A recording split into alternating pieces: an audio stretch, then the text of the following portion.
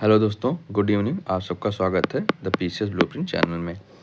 हमने आज से साइंस को कवर करने के लिए सीरीज स्टार्ट किया है और आज हमारी पहली क्लास जो होगी वो ओरिएंटेशन क्लास होगी। इसमें मैं आपको बताऊंगा कि इस पूरे सीरीज को हम लोग कैसे कवर करेंगे, हमारा एक रोड मैप क्या होगा, क्या करेंगे, कैसे करेंगे और कब तक इसको हम लोग कंप्लीट करेंगे। ठीक है, लेकिन उससे पहले मैं आपको दो चीज़ें कहूँगा करने को, और ये दोनों चीज़ें बहुत इम्पॉर्टेंट हैं अगर आप इस सीरीज़ को फॉलो कर रहे हैं, साइंस सीरीज़ को मेरे साथ। तो ठीक है, पहला तो आपको मेरे चैनल पे एक ये वीडियो दिखेगी यूपी पीसीएस 2026 साइंस ब्लूप्रिंट करके, ठीक है, और दूसरी वीडियो आपको सेम दिखेगी ज्योग्राफी की ब्लूप्रिंट करके। ठीक है, इन दोनों वीडियो में मैंने डिस्कस किया हुआ है कि कैसे मेरी एक्यूरेसी जो है वो 90% के आसपास थी। ठीक है, जैसे आप यहाँ पे देखेंगे साइंस में 15 क्वेश्चन आए थे, उसमें मेरे 14 सही थे, केवल एक गलत थे। ठीक है, इसी तरह से ज्योग्राफी में भी आप मेरा देखेंगे तो 23 सवाल के लगभग आए थे और मेरा 20 सही था। ठीक है, तो इस एक्यूरेसी को कैसे मेंटेन करना है, मैंने कैसे प्लानिंग की है, एक्सेल शीट वगैरह विद प्रूफ मैंने इस दोनों वीडियो में कवर इसको किया हुआ है। तो आप सबसे पहले इस क्लास को देखने से पहले इन दोनों वीडियो को जाके देखें, इन दोनों सेशन को देखें, और इसका लिंक जो है मैं वो आपको डिस्क्रिप्शन में दे दूंगा, आप वहाँ से डायरेक्ट वहाँ पे देख सकते हैं। ठीक है, उसको देखने के बाद ही आप इस क्लास को देखिएगा। बिना उसके अगर आप बिना उसको देखे इस क्लास को आप देखेंगे तो यहाँ पे आपको बहुत से डाउट्स जो हैं वो आ सकते हैं। ठीक है, अब बात करते हैं आज की क्लास पे। आज हमारी जो है पहली क्लास है, जो हम घटना चक्र की सीरीज स्टार्ट कर रहे हैं साइंस के लिए।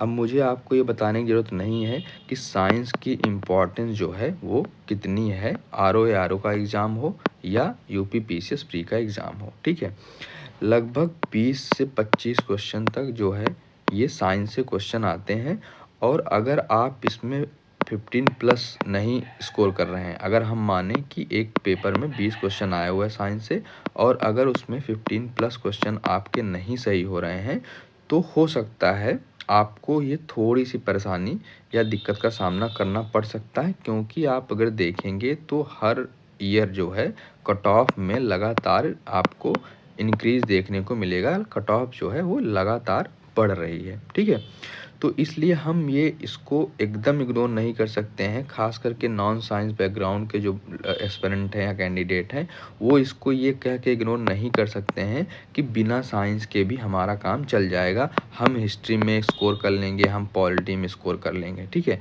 हिस्ट्री वगैरह ऐसे सब्जेक्ट हैं, कब कहाँ से कौन सा क्वेश्चन आ जाए, किस टाइप का क्वेश्चन आ जाए, कोई आइडिया नहीं होता है।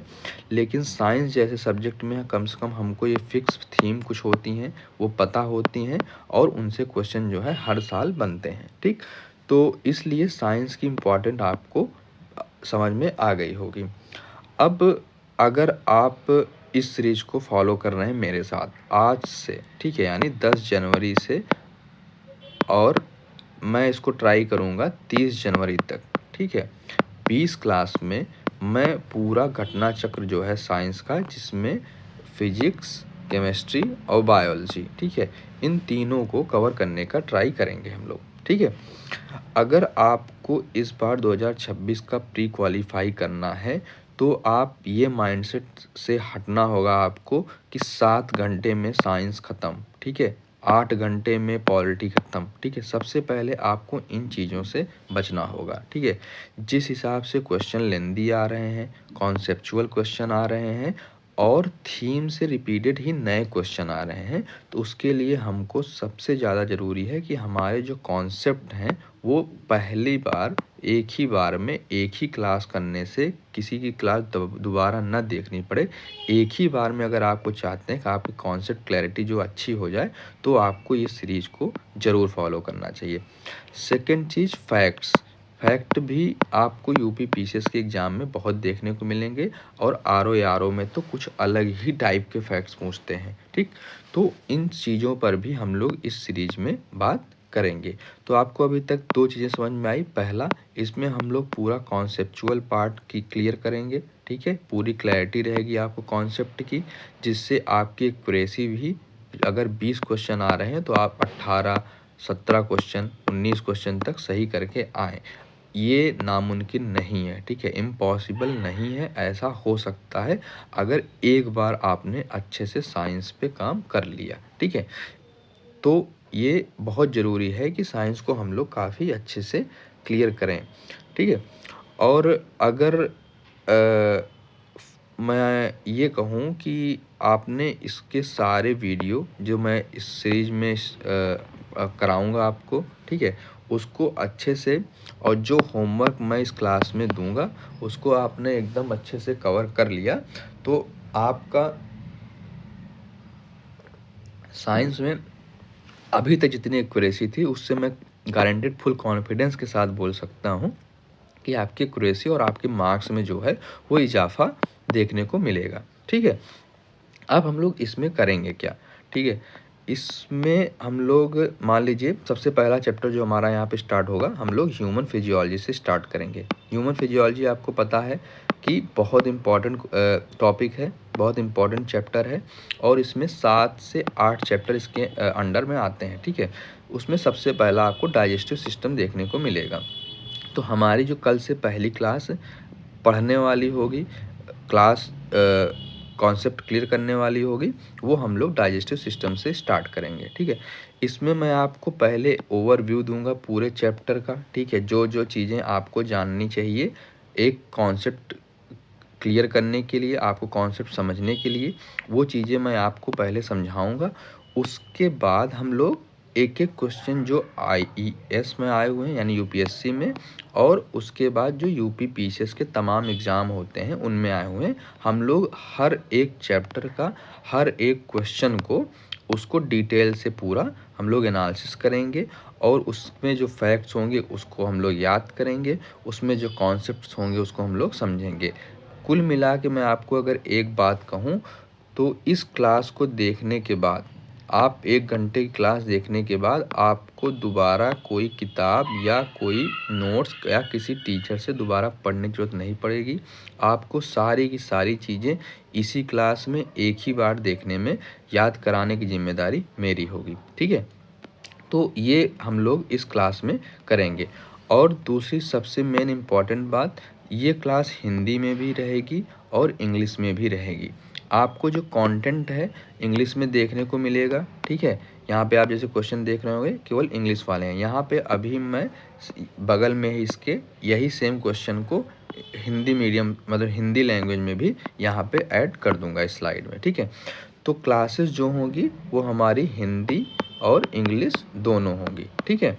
हम लोग अगर टंग पढ़ रहे हैं तो इसको हम लोग हिंदी में पढ़ेंगे कि भाई इसको जीभ या जिह्वा बोलते हैं, ठीक है। अगर हम लोग ईसोफेगस पढ़ रहे हैं तो इसको खाने की नली या ईसोफेगस ही बोलते हैं, ये हम लोग पढ़ेंगे। अगर स्टमक हम लोग पढ़ रहे हैं तो इसको हम लोग आमाशय बोलते हैं।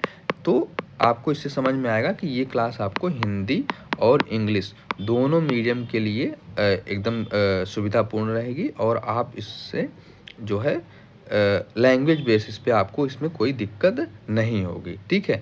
जहाँ पे आपको जैसी ज़रूरत पड़ेगी मैं आपको उस चीज़ों को यहाँ पे समझाऊँगा, ठीक है। तो ये बातें हो गई हमारी इस सीरीज़ में हम लोग क्या क्या करेंगे, ठीक है। तो पहला अगर हम लोग समरी करें तो पहली हम लोग कॉन्सेप्ट एक ओवरव्यू लेंगे एक चैप्टर का, ठीक है। उसमें जो कॉन्सेप्ट्स होंगे उसको हम लोग एक बार पढ़ेंगे, फिर उससे उससे जो UP PCS और UPSC में, ठीक है। UPSC में क्यों इन्वॉल्व कर रहा हूँ यहाँ पे, क्योंकि जो UPSC एग्ज़ाम के पुराने क्वेश्चन थे, ठीक है, जो 2008 2009 या 1990 2001 के टाइम पे सवाल पूछते थे, वो अब डायरेक्ट क्वेश्चन जो है वो UP PCS में रिपीट होते हुए आपको दिखेंगे। इसीलिए मैंने इसमें IAS के क्वेश्चन, ठीक है, और UP PCS जितने UP PSC जितने टाइप के एग्ज़ाम कराती है वो क्वेश्चन हमने यहाँ पे रखे हुए हैं, उसको हम लोग डिस्कस करेंगे। अब क्वेश्चन डिस्कस करने का तरीका क्या होगा वो मैं आपको एक यहाँ पे ओवरव्यू दे देता हूँ, ठीक है। जैसे आप यहाँ पे देख रहे होंगे कि असर्शन पूछा हुआ है और रीजन का क्वेश्चन है। इसमें पूछा है in human body the liver has an important role in fat digestion, ठीक है। अब इसको मैं ऐसे स्लाइड में पढ़ के आगे नहीं बढ़ जाऊंगा, ठीक है। सेकंड पढ़ूंगा मैं, liver produces 2 important fat digestive enzyme, ठीक है। तो आर फॉल्स है, ए करेक्ट है, ठीक है, ये सही बात है। और ये नहीं करता है ये गलत बात है। तो इसका आंसर सी हो गया। आपको यहाँ पे मैं एक्सप्लेनेशन पढ़ के बता दूंगा। ये वाला काम हम लोग नहीं करेंगे, ठीक है। एक एक चीज़ समझेंगे कि लीवर क्या होता है, फैट के डाइजेशन में हेल्प कैसे करता है, कौन से एंजाइम्स प्रोड्यूस करता है, वो एंजाइम्स कहाँ पे जाके फूड से मिक्स होते हैं, तो उनके ब्रेकडाउन के बाद कौन से सिंपल कंपाउंड्स बनते हैं, ठीक है। और उसके बाद वो उसका एसिमिलेशन कैसे होता है इंटेस्टाइन में। इस लेवल का हम लोग इस क्वेश्चन को एक एक क्वेश्चन को इस तरीके से डिस्कस करेंगे, ठीक है। जैसे एक क्वेश्चन ये है, एंजाइम्स आर बेसिकली, तो अब मैं ये नहीं कह दूंगा कि प्रोटीन्स होते हैं, इसको आप याद कर लो, ठीक है। नहीं, हम पूरा ब्रेक डाउन करेंगे कि एंजाइम्स जो है प्रोटीन्स हैं तो कैसे बने हैं, ठीक है। और उतना ही पढ़ेंगे जितना हमारे सिलेबस के अकॉर्डिंग, जितने टाइप अभी तक क्वेश्चन जिस थीम पर पूछा गया है, ना ज़्यादा डिटेल में और ना स्लाइड रीडिंग, ठीक है। ये दोनों काम नहीं होगा। हम लोग मिडिल पाथ अपनाएंगे, जितना हमारे एग्ज़ाम के लिए ज़रूरी है उस तरीके से हम लोग इस सीरीज को कवर करेंगे, ठीक है। अब मैंने आपसे कहा था कि ये क्लासेस जो हैं वो लाइव होंगे, ठीक है। लेकिन आपको आज ये क्लास लाइव देखने को नहीं मिलेगी। कुछ दिक्कतें, अभी टेक्निकल इशू थे, जिस वजह से मैं आज लाइव नहीं कर पाया हूँ, ठीक है। जैसे ही मेरे पास सारे रिसोर्स आ जाएंगे लाइव होने के, क्लासेस लाइव स्टार्ट हो जाएंगी, तब तक हम लोग इसको प्रीमियर करके मैं यहाँ पे अपलोड करूँगा। और आप लोग को कोई डाउट होगा तो आप कमेंट सेक्शन में, चैट बॉक्स में आप उसको डाउट पूछिएगा, और मैं आपको वहाँ पे क्लास के साथ में ही मैं उसका सॉल्यूशन जो है आपको प्रोवाइड करता रहूँगा। आपसे वहाँ पे मतलब इंटरेक्शन बना रहेगा, ठीक है। तो क्लासेस 9 बजे डेली रात को अपलोड होंगी, ठीक है, जब तक हम लोग लाइव नहीं आ रहे हैं। और अगर हमारे पास लाइव की सुविधा हो जाएगी तो हम लोग डेली 9 बजे लाइव आके इस सीरीज को अच्छे से कवर करेंगे, ठीक है।